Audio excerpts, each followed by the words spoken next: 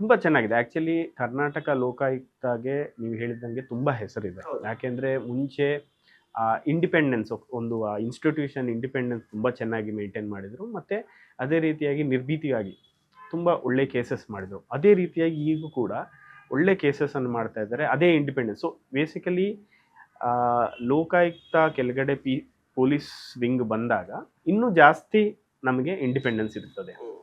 ACB compare ಮಾಡಿದರೆ ಕೆಲಸ ಆಗಲ್ಲ ಅಂತಲ್ಲ, ಬಟ್ ಏನಂದರೆ ಕಂಪೇರ್ ಮಾಡಿದರೆ ನಾವು ಲೋಕಾಯುಕ್ತ ಕೆಳಗಡೆ ಪೊಲೀಸರಿಗೆ ಜಾಸ್ತಿ ಇಂಡಿಪೆಂಡೆನ್ಸ್ ಇರುತ್ತದೆ. ಸೊ ಆಸ್ ಅನ್ ಇನ್ಸ್ಟಿಟ್ಯೂಷನ್ ತುಂಬ ಒಳ್ಳೆ ಇನ್ಸ್ಟಿಟ್ಯೂಷನ್ ಇದು. ಕೆಲಸ ಮಾಡಲಿಕ್ಕೆ ತುಂಬ ಇದೆ, ತುಂಬ ಸ್ಕೋಪ್ ಇದೆ. ಕೆಲಸ ಮಾಡ್ತೀರಿ, ಅದು ಅಷ್ಟು ಕೆಲಸ ಮಾಡಬೇಕು ಅಂತ ಕೂಡ ನನಗೆ ಆಸೆ ಇದೆ.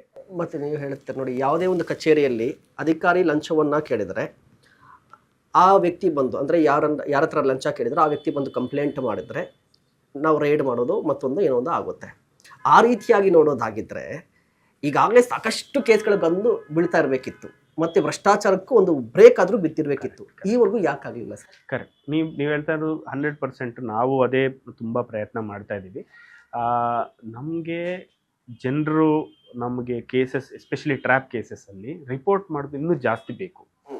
ಅದಕ್ಕೆ ನಾವು ಇನ್ನೂ ಪ್ರಯತ್ನ ಮಾಡಬೇಕು. ಅಂದರೆ ಲೋಕಾಯುಕ್ತ ಅಂದರೆ ಏನು ಅನ್ನೋದು ಜನರಿಗೆ ಗೊತ್ತಾಗಬೇಕು. ನೀವು ಹೇಳ್ತಾ ಇದ್ರಿ ಲೋಕಾಯುಕ್ತ ಜನರಿಗೆ ರೀಚ್ ಆಗ್ತಾ ಇಲ್ಲ ಅಂತ ಹೇಳಿ. ಬಟ್ ಜನರು ಏನಾಗ್ತಿದೆ ಅಂತ ಹೇಳಿದ್ರೆ, ಸಾಮಾನ್ಯವಾಗಿ ಕರ್ನಾಟಕದಲ್ಲಿ ಲೋಕಾಯುಕ್ತ ಅಂತ ದೊಡ್ಡ ಸದ್ದು ಮಾಡಿದ್ದು ಈ ಹಿಂದೆ ಜನಾರ್ದನ್ ರೆಡ್ಡಿ ಕೇಸ್ ಆಗಿರ್ಬೋದು, ಮತ್ತು ಯಡಿಯೂರಪ್ಪನವರ ಕೇಸ್ ಆಗಿರ್ಬೋದು. ಬಟ್ ಇತ್ತೀಚೆಗೆ ಒಂದು ಪ್ರಭಾವಿಗಳ ಕೇಸ್ ಬಂದಾಗ, ರಾಜಕಾರಣಿಗಳ ಕೇಸ್ ಬಂದಾಗ ಮಾತ್ರ ಲೋಕಾಯುಕ್ತ ಅನ್ನೋ ವರ್ಡ್ ದೊಡ್ಡದಾಗಿ ಕೇಳಿ ಬರ್ತಾ ಇರುತ್ತೆ. ಬಟ್ ನಿಜವಾಗ್ಲೂ ಲೋಕಾಯುಕ್ತ ಒಂದು ಇದೆ, ಇದು ಈ ರೀತಿಯಾಗಿ ಕೆಲಸ ಮಾಡ್ತಾ ಇದೆ, ಜನರು ಪರವಾಗಿದೆ ಅನ್ನೋದನ್ನ ಯಾರು ಸರ್ ಅರಿವು ಮೂಡಿಸ್ಬೇಕಿದ್ದು? ಅದು ಸರ್ಕಾರದ ಜವಾಬ್ದಾರಿಯಾಗಿತ್ತಾ ಅಥವಾ ಲೋಕಾಯುಕ್ತದ ಜವಾಬ್ದಾರಿಯಾಗಿರುತ್ತಾ ಅಂತ? ಸರ್ಕಾರ ಜವಾಬ್ದಾರಿಗಿಂತ ಆಕ್ಚುಲಿ ಏನಂದ್ರೆ ಪ್ರತಿ ಸರ್ಕಾರ ಕಚೇರಿಯಲ್ಲಿ ಲೋಕಾಯುಕ್ತರ ಬಗ್ಗೆ ಕಂಪಲ್ಸರಿ ಹೇಳಬೇಕು. ಯಾಕೆಂದ್ರೆ ನಮ್ಗೆ ವಿಜಿಲೆನ್ಸ್ ವೀಕ್ ಅಂತ ಇರ್ತದೆ. ವಿಜಿಲೆನ್ಸ್ ಏನಂದ್ರೆ ಈ ಭ್ರಷ್ಟಾಚಾರದ ಬಗ್ಗೆ ಒಂದು ಅರಿವು ಮೂಡಿಸುವಂತ ಜವಾಬ್ದಾರಿ ಎಲ್ಲರಿಗೂ ಇದೆ. ಸರ್ಕಾರ ಲೋಕಾಯುಕ್ತರಿಗೆಲ್ಲ ಜನರು ಕೂಡ ಇದೆ.